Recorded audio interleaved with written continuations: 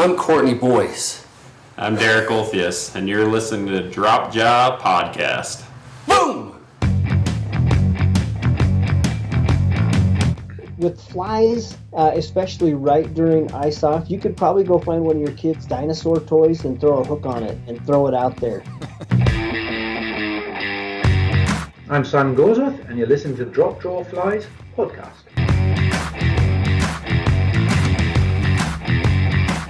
I wish I could sit down and have a conversation with the trout and go, "So, Mr. Trout, why do you like those worms so much?" Stick 'em solid. Welcome to the Drop Jaw Flies Podcast, your source for fly fishing talk, tips, and stories. In this episode, we broadcast live from the amazing Falcons Ledge Fishing and Hunting Lodge. We visit with Spencer Higa, fishing manager, as he explains the abundance of private and public water access, species of fish, and lodge amenities that guests have access to. We talk fly selection and also get an update on Tacky fly boxes. If you are looking for an awesome fishing getaway, you do not want to miss this episode. We've teamed up with Rep Your Water and Blue Halo for a sweet gear giveaway. Head on over to the Rep Your Water Instagram page to enter to win. If you enjoy this podcast, let us know. Please subscribe to us on iTunes, Stitcher, Podbean, and our YouTube channel. I'm Chad Nelson, along with my co-host Jason Arvey. Here is today's podcast. Spencer, thanks for having us up here at Falcons Ledge. Thanks for coming up. You guys are awesome.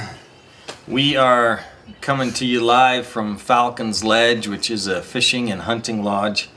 And Spencer Higa is, you manage it here? Fishing manager. Is the fishing manager.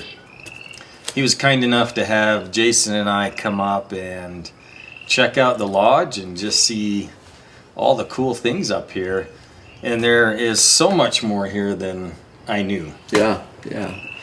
It's a big area. So there's lots of stuff, lots of water that people don't realize we have out here. Yeah. Beautiful place right on the south slope of Uintas, and it's really close to the Green River. What's about Hour and 45 minutes to the green. 45 minutes, and then you've got several private lakes here, and then there's four rivers, four small streams that come off the south slope of the Uintas. Yeah, we have about five. Yeah, 5 streams that we fish on the south slope. And probably a hidden one that he's not going to tell us about. There's probably 6 or 7.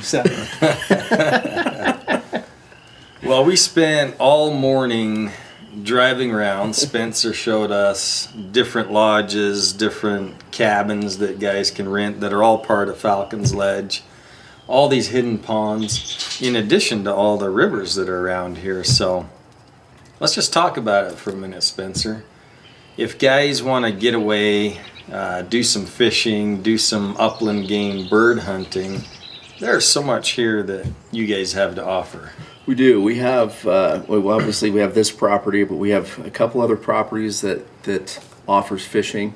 We also have a property out near Roosevelt that offers pheasant hunting. So in September, the end of September, we start pheasant hunting, and it goes through March. So it's a long season.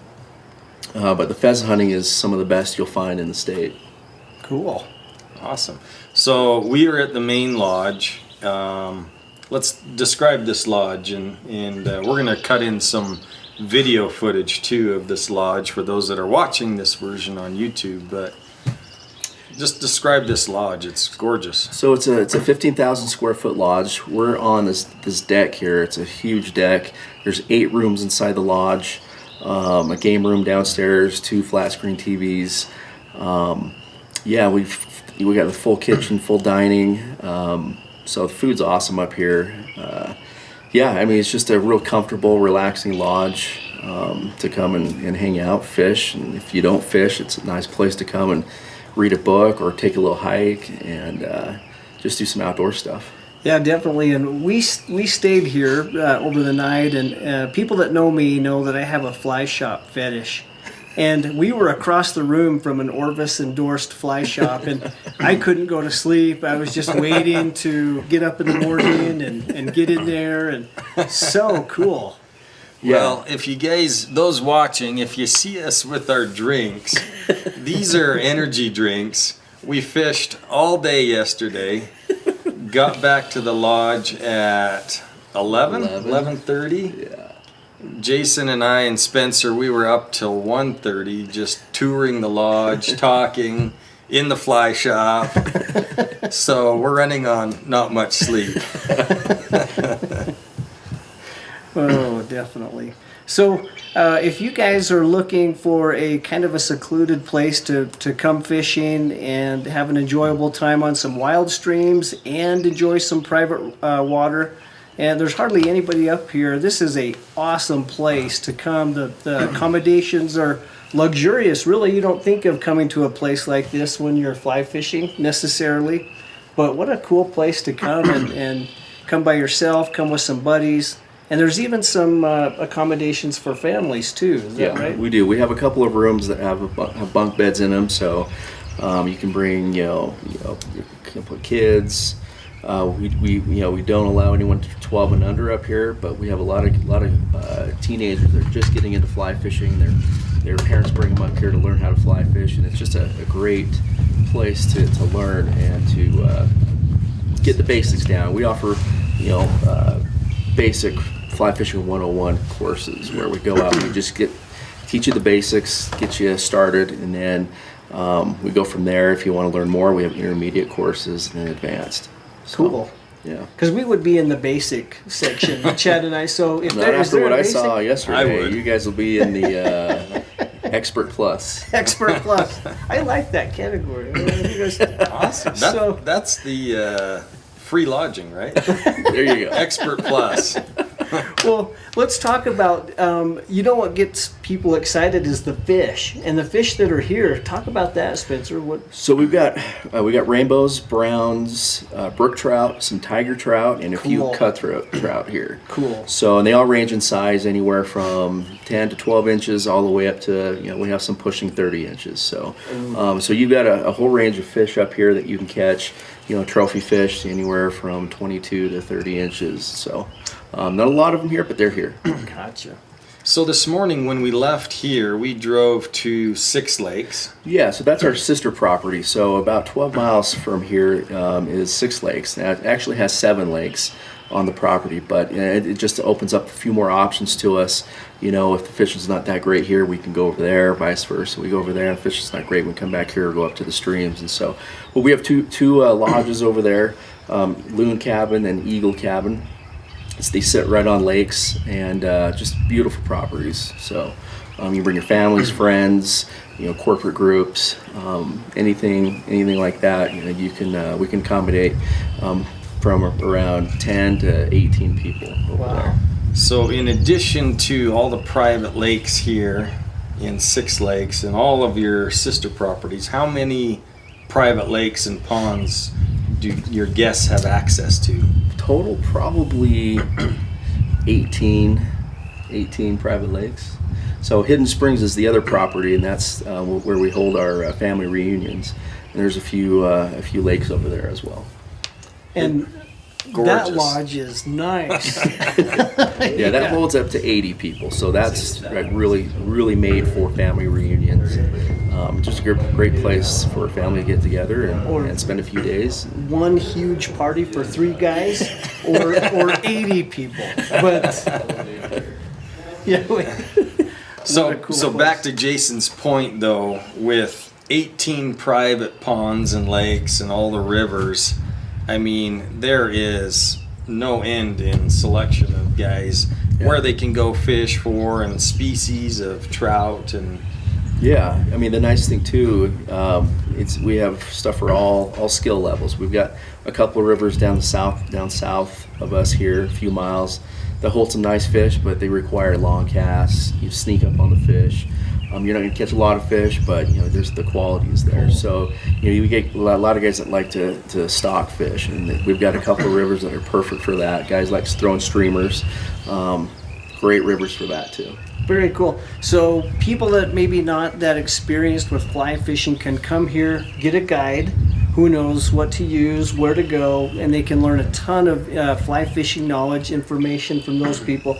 And then there's the do-it-yourselfers that can come here too and have their own adventure. Yep. exactly. We've got some of the best guides in the business. They've been up here. I think our senior guide's been up here not including me. I've been up here for 15 plus years. So we got a lot of guys that have been up here 10 plus years, and so they know the area really well. Some of the local guys here that have grew up in this area, and they know some secret spots, cool. and places that a lot of people don't know about. So. Yeah, in the small streams, you can catch grand slams up there. We have areas where you can go catch grayling. So there's a lot of options. One pond even has largemouth and bluegill. We do, yeah. Over at Six Lakes, we have a pond that has largemouth bass, bluegill, and then some tiger muskie. That's so cool. That is really cool. So Spencer, what's the biggest fish that's been pulled out of any of the ponds or lakes or rivers around here? So probably out of the lakes, it's been a few years, but we had a 29-inch brown trout taken out. I'll have to get you guys that picture. Yeah. But it was a nice fish. We had a tiger trout up at Nighthawk, the top pond here, that was pushing 28, 29 inches, but wasn't as fat as that brown. So that is so cool. But we've got a lot of fish in the 23 to 26 inch range, but those fish that were pushing 30 have been the biggest. That is so cool. So the other thing that gets guys excited, of course, is food. And you guys have a fully outfitted kitchen. Yep. Chef. So talk a little bit about the food. So you show up here, you'll meet your guide at breakfast. The breakfast is phenomenal. And then we just plan out the day at breakfast. So you have a nice meal in the morning. We plan on where we're going to go, if we're going to stay here on the property or we're going to go up on the streams. We'll take a lunch with us. Some guys like to come back here and eat lunch in a nice lodge and have use the restroom or whatever. But most of the time we'll take the lunch as we go, and then have the lunch on stream. Come back, around 6:30. Have a nice dinner. The dinners here are phenomenal. They're by far the best. Probably in Utah. I mean, I'll put our food up against anything in Park City. That's about in 5 minutes, right? So we need to be wrapping this up. So it's not hot dogs and mac and cheese, is what you're saying? Unless you want that, we can make whatever you want, but we have fillets and pork chops and some really good dishes awesome. up here. You know what's cool about this place too is there's after a day of fishing and you want to unwind, there's all little rooms and little areas with couches. There's a library that you could go relax in, of course, out here on the deck. And there's also little sitting rooms with very comfortable chairs. Just looking at the chairs gets you tired. So, yeah, very, very cool place. Yeah, so we've got a game room downstairs as well. So there's pool, ping pong. We have poker tables. You play some poker with some friends. That's been pretty popular with a lot of corporate groups and groups of friends. And but yeah, so different rooms, like he said, areas where you can just relax, where you can kind of go socialize a little bit. We got the fireplace. We got to do some poker for flies. Let's do it. We brought some. What do you some SOSs? Throw it. I'll raise you 20 SOSs for. And for those of you who don't know, Spencer came up with the SOS fly, and we talked about that in a previous podcast. But that's probably going to be in circulation for a long time because it's such a cool fly. I hope so. I shouldn't say probably. It will. It's just that cool of a fly. Jason, you mentioned earlier that the fly shop here is an Orvis endorsed fly shop. Talk about that, Spencer, how it's been working with Orvis.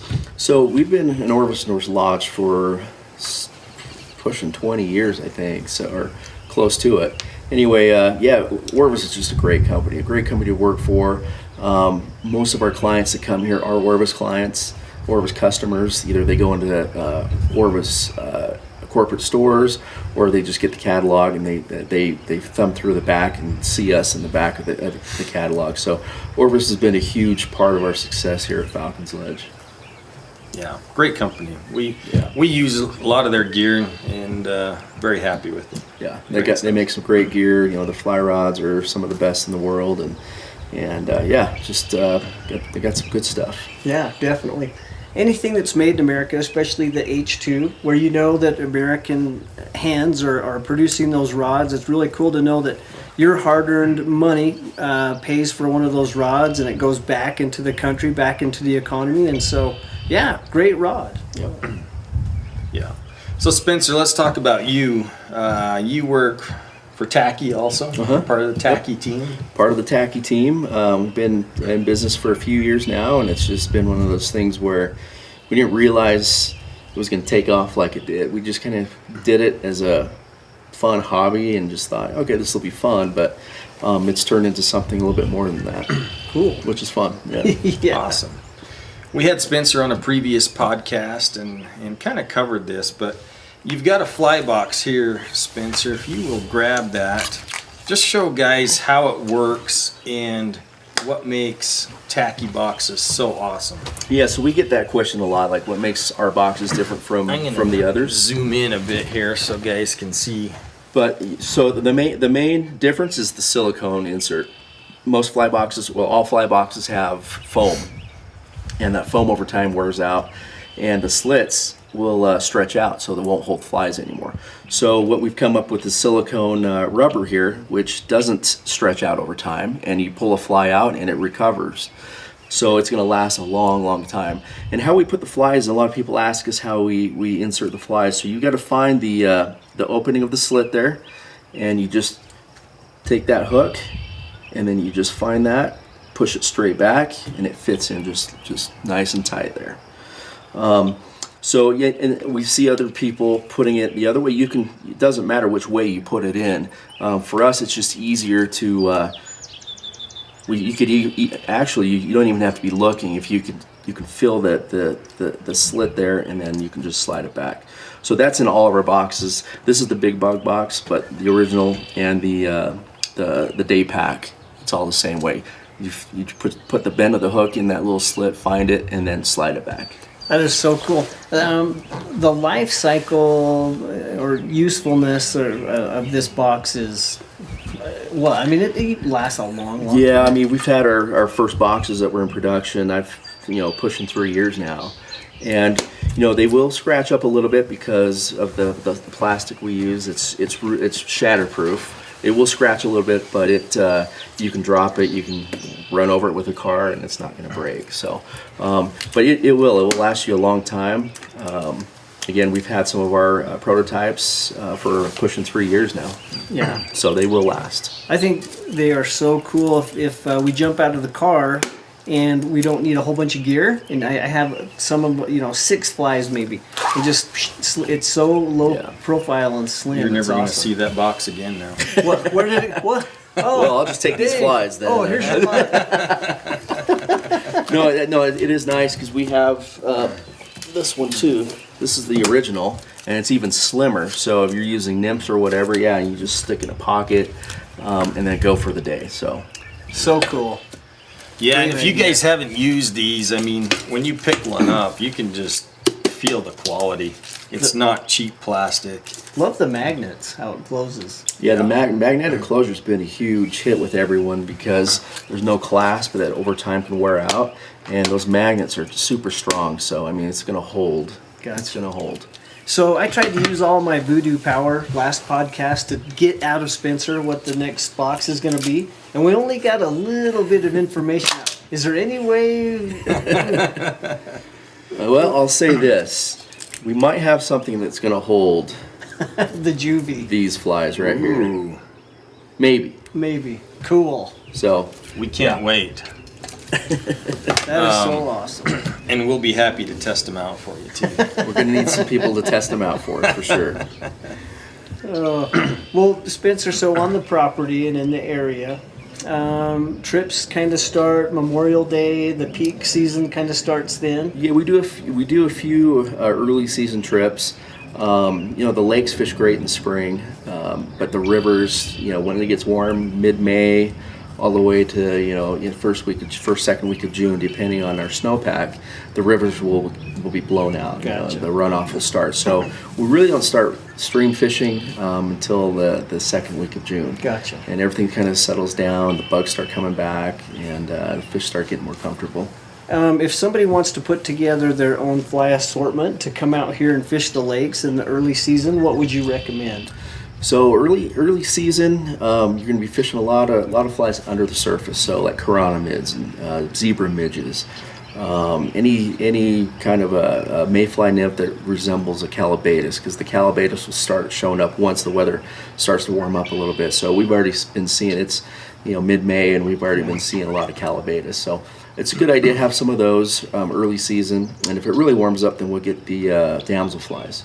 So damselflies are a good pattern to have. Now for dries, like today, we drove in, we saw some fish rising, and they're taking midges. And so it's a good idea to have some small midges, 18s to 22s, small tippet, 6X tippet. But that's early season, and so that's a good assortment to have. They'll also take some attractor patterns like a copper john, prince nymphs, hare's ears, pheasant tails are always a good fly to have. Yeah. For everywhere. Right. Yeah. Cicadas, do you ever get those out here? We get a few, but not enough to really have the fish interested in them. Gotcha. So we do a lot of woolly buggers, a lot of streamers. Early season, right at ice off, especially these flies like this little guy right here. Those big rainbows and tiger trout and browns are just cruising around the edges, looking for bait fish. So we use a lot of streamers, buggers, double bunnies, baby whiteys. Yeah. That's just a cool place to come and be able to experiment with different things too. If you wanted, and of course, like we mentioned earlier, if you don't tie your flies or want to put together a pack, the fly shop's right downstairs. You can pick up everything you need. And you guys have 2 fly tying stations downstairs also, right? We do, and we every once in a while we'll get clients that will want to tie their own fly and go catch a fish on their own fly. So we can go down there. We've got all the tools and materials. We just go up down and tie up the fly and then go out and do that. A lot of guys just want to learn how to tie different patterns, and so we'll go down there usually after they eat dinner or whatever, when everyone's just kind of hanging out and around the tying benches, because the guides at the end of the day need to tie flies that worked for that day, so they are ready for the next day. So, but we got 2 tying stations down there, and if anyone wants to learn how to tie flies, we can show them. Cool. That's really cool. Spencer, I wanted to ask you too how you go about fly selection. Say you're headed up to Idaho, Montana, you're going to Iceland in 10 days. Maybe for clients coming here that aren't familiar with the area, how do you go about choosing your flies?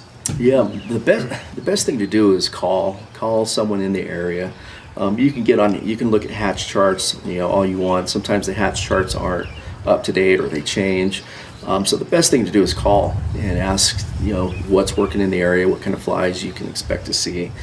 That's really the best way, because there's a lot of things online and sometimes it's not all accurate. Yeah. And then say throughout the day, you start with one in the morning, you get into afternoon, evening. What's your thought process there as far as trying to stay ahead of the fish? Yeah, so if we're up on the small streams, the fish really don't get going until the water warms up a little bit. So, we get a lot of guys that want to go out at 6 a.m. It's like super early, but, these streams are super cold, and we're at almost 10,000 feet in some of these streams. So usually around 10, 11 o'clock is when the streams start to warm up. But up there, selection is not as important because those fish have a short window to feed. And so attractor patterns work really well. So we start off with attractor patterns. If that doesn't work, then we start looking to see what's around, turning over rocks and seeing if there's caddis, any kind of a mayfly or anything like that. But we'll start out like a standard pattern for us to try is a stimulator with a copper john. And if that doesn't work, then we kind of move from there and try to figure out what's in the water. And if nothing else is working, you reach into your vest, and in a glass case is an SOS fly with a little hammer, and you just break it open. And it's for emergencies only. You don't waste those, right? I mean, oh crap, nothing else is working. SOS. Save our skins. We do use quite a few of those, but some of our other rivers are pretty hatch specific too. So in the summers we'll have PMDs. So a lot of it's just experience. Like we'll know it's time of year, time of day, we got to use this, and this. So usually, July, PMDs are out in full force. Then you got yellow sallies, then you got caddis in the evenings. So you just kind of have to, being in the area, a lot, just like everyone fishing their home waters pretty much knows what to expect, time of year, time of day. Cool. And then, so come fall, when the fishing starts slowing down, you guys do upland game hunting here. We do. Let's talk about that for a second. So, it's, like I said earlier, September, middle of September to the end of September, we start our pheasant hunting. And so we'll get guys that come in. The weather starts to cool off a little bit. And from really September through November, depending on the weather, we do a cast and blast.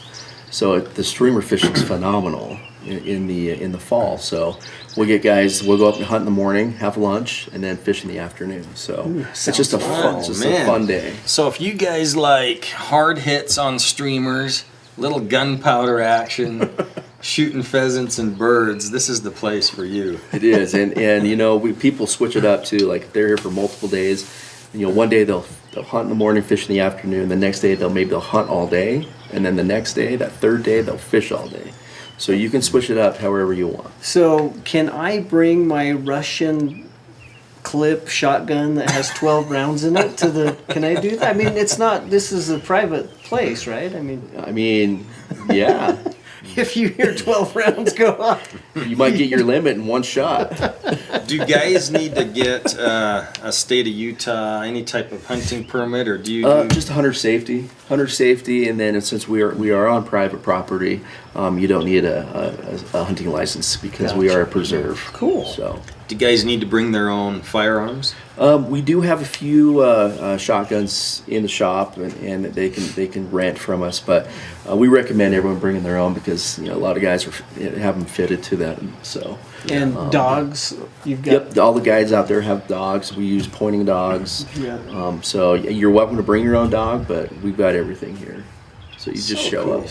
And what game bird species can they hunt for here? So we got the pheasants, and then we also have chuckers. So the chuckers are fun too because they flush in coveys, and so it's kind of funny. You don't usually just see one get up, and there's 4 or 5 that will get up. And so that makes for a fun hunt. But mainly roosters. They'll make roosters and hens. Yeah. You can shoot both. That's when you'd want that 12-round shotgun, man. Yeah. Yeah. In a 10 gauge, right? It take too much time reloading. And for those of you watching the video version, I mean, you're going to see some footage here of the beautiful country, beautiful landscape. Awesome place to fish and hunt. Oh, man. I can't wait to get out there. We're going to that secret 8th lake, right? And just where the 29-inch round, it's probably 33 inches by now. Yeah. You just feed it chuckers and pheasants. You may have mentioned this earlier, Spencer. What's the season for your upland game bird hunts? So usually September 15th to March 15th. So it's a long season. That is. Yeah. So yeah. Cool. Awesome. Jason, any other questions for Spencer? What is a helpful tip for fishing in the still waters up here? When people come out, what's something that they could prepare for, whether it's rigging or indicator fishing, or what's a helpful tip for somebody to know? So, we have a couple different techniques we use. If you like streamer fishing, that's a lot of fun this time of year. So stripping streamers anywhere from woolly buggers to these bigger, drop jaw flies. But I think the majority of our fishing is done with indicators. So indicator fishing, and you just have to be patient. That's the one thing that I've noticed. People will cast out, and then they'll pick up and cast again. These fish, you need to give them time. They're swimming around. You need to give them time to see your fly. So when you cast out there, if you're not getting anything in a couple of minutes, then pick up and cast. You may need to adjust that, and that's the other thing. Keep adjusting until you find where those fish are feeding. Then once you do that, it's a lot of fun. Because people might not know, this is a private place with private water, but the fish aren't pellet fed, so they're actually eating wild insects as trout do in wild lakes. So you gotta play them just like you would in a wild place, and be patient. That I think is a key word. Yeah, it just sometimes it's hard watching that indicator, and you always want to be doing something. But and then when the fishing is picking up, then we'll use a dry fly and a dropper. So you'll have a couple of chances. The fish will come up for that dry fly, or they'll grab that nymph or a chironomid underneath. Wow. Yeah, we were talking about that yesterday where we were fishing. Stormy weather. We had cruddy conditions, but we just kept saying, man, we got to be patient. We got to put in the time and be patient if you want to catch the big one. Yeah. Often, I mean, you usually don't just go out and throw out your line 3 or 4 times and hook up a big one. Yeah. It would be cool if it was like that, but the reality is it's just not. Yeah. More people might be into fishing if it was like that. Yeah. You have to love fishing and just keep doing those things that will make you successful, and eventually you're going to cross paths with a big fish. Yeah. So. Yep. Definitely putting your time in is well worth it. So Spencer, I wanted to ask you, we had your partners from Western Waters Media's on, Courtney and Derek. They were on a previous podcast, and Jason asked them for a funny story. So I want to ask you a funny story from here at Falcons Ledge. Something that happened to maybe one of your guests or you. Ooh, jeez. Wasn't there something about a guy pretending to throw up in a garbage can to avoid an awkward conversation? I know, inside joke, but That was about 1 a.m. last night. besides that, what? And don't hold back. I'm trying to I know man. you are a reserved guy. You're very proper. But if you have to throw someone under the bus, do it. Gosh, I'm trying to think. Like, something funny. We might have to pause this for a second. We'll throw Courtney and Well, Derek yeah. under the bus. I'm just trying to think of something funny. Funny story. So while you're thinking about it, I just brought up Western Waters Media. Tell us about your upcoming trip to Iceland. Yeah, so we're going to go film in Iceland. We're going to go film for the IF4 International Fly Fishing Film Festival. So last year we had an edit in there, Arctic unicorns, and so IF4 liked it. They want us to do another one, so we're heading to Iceland. We're going to fish for 10, 12 days, and we're going to go for big browns. So we know there's Atlantic salmon and there's char there, but our target species is going to be brown trout, and we're trying to get one over 20 pounds. So that's the Not plan. 20 inches, 20 pounds. 20 pounds. And Chad and I are still not jealous about that. Yeah, right? we we said it to Courtney and Derek, but we're still not jealous. Yeah. We don't care. I don't have any animosity towards you guys. Well, good. Okay, that's good. That's good. That is going to be a cool trip, though. It is. Can't wait to hear about that. No, it'll be fun. It'll be a lot of fun. Was it you or you that mentioned just last week somebody caught a 30 or 40 pounder? Yeah, in Iceland, someone caught, I think, a 30-pound brown. So This is with the guide you're going with. this is going to be with the guys we're going to go with. How cool. So that was promising news, and we know that. I mean, we know there's fish in there. We just gotta put the time in. We can't just go there expecting to catch one on our first, second, third cast. We got to really put some long hours and time into it. Yeah. Well, smart, I mean, going for that long a time because you're traveling halfway around the world. You want to make sure you get the footage that you want, Yeah. right? Yeah, there's a lot of pressure. There's a lot of pressure on us. So we're hoping we can get all the footage we need, and then hopefully knock it out the first week, and then that second week kind of have a little bit more fun and catch as many fish as we can. Well, I hope you do catch one on your second or third cast so you can just enjoy it. That would be nice. The But no, I think we're in good hands. We have a couple of good guides that we're going to go down there with, and that's what they do. So very cool. Yeah, good for you. And for those of you that maybe saw Arctic unicorns, these guys, Western Waters Media, they put out good films, good stuff. So we're excited to see the footage from that trip. Yeah, we'll definitely put together something for the next film festival, and hopefully it's better than our last one. So that's the goal: make each one better than the last. One of these years, maybe we could make an appearance in one of those shows, Chad. I don't know. What do we need to do? His waders got a little muddy yesterday. Maybe we can scrub his waders for him. Yeah, I mean, Clean out his truck. All right, Spencer. Any funny stories come to mind? let's see. Pressure's on. I think everyone, well, a lot of people saw Distracted. That was when we were in Canada fishing. So we were all together. We were deciding whether to go back to the car, eat lunch, or keep fishing. And so Court and I decided to go back to the car and eat, while Derek and Phil were gonna stay there and keep fishing. So Derek, we had all the food in Derek's car. So Derek had his keys, and so he threw the keys to Court, because Court's like, "Hey, I need your keys. Let's go. We're gonna go eat." Then we all decided that we were gonna go together. So we thought Court gave the keys back to Derek, and so we get back there, and Court's like, "Hey, I don't have the keys."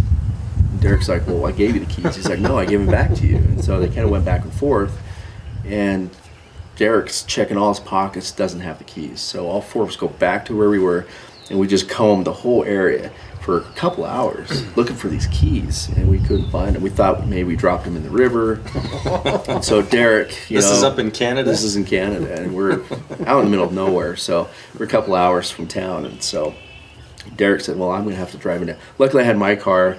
I was going to take him the next day. We're going to drive into town, get a key made for his car. So that second day came, and we were fishing in the morning because we got to leave, and so we only had a couple hours to fish. And so that morning, Court gets up, puts his waders on, and sure enough, the keys show up in Court's waders. And so we didn't tell Derek at the time, and so when he came back to meet up with us to go back to get a key made, we pulled the keys out and surprised him. So this isn't a rental car where you can just call the rental company. No. This, you drove all the way up to Canada, so that's your ride home. So it was a little stressful, but that was a funny moment where it's really stressful, and then you're relieved because you got the keys, and so Yeah. That's like we did for your glove last night. And 2 times. Combing the shoreline for your glove. And it would have been better to just leave it there, because at this late in the season, it doesn't smell like roses. You know what I mean? Yeah, you'd never want to leave your keys or lose your keys anywhere, No. but when you're out in the middle of nowhere, it's a little worse. For sure. Yeah, a good tip for that is to take 2 or 3 keys and to stash one at the car, and then you carry one, and then another buddy. So the funny thing with Derek, what he does now, he has a spare key that he ties around, has on a fishing line that he carries with him everywhere he goes now. Smart. Yeah, super smart. Well, Spencer, before we go, let guys know where they can find rates and information to Falcons Ledge here. Yeah, just go to our website, falconsledge.com. Hit the tab under rates, and that'll give you all the up to date rates on lodging, fishing, because we do stuff on the Provo River, do stuff on the Green River. So you'll find all the rates there, and just our website. Website's the best place to go. Perfect. Cool. Well, awesome. Thanks for having us. Thanks for coming This is out. an awesome Yeah. place. Good, glad you guys liked it. Appreciate it. Let's go fish. Let's do it. Stick 'em solid. All right, friends. Thanks for listening to the Drop Jaw Flies podcast. We'd love to hear your feedback. You can find us on Instagram, Facebook, or our website, www.dropjawflies.com. Please subscribe to us on iTunes, Stitcher, Podbean, or our YouTube channel. Now get out there and hook a big one and stick 'em solid.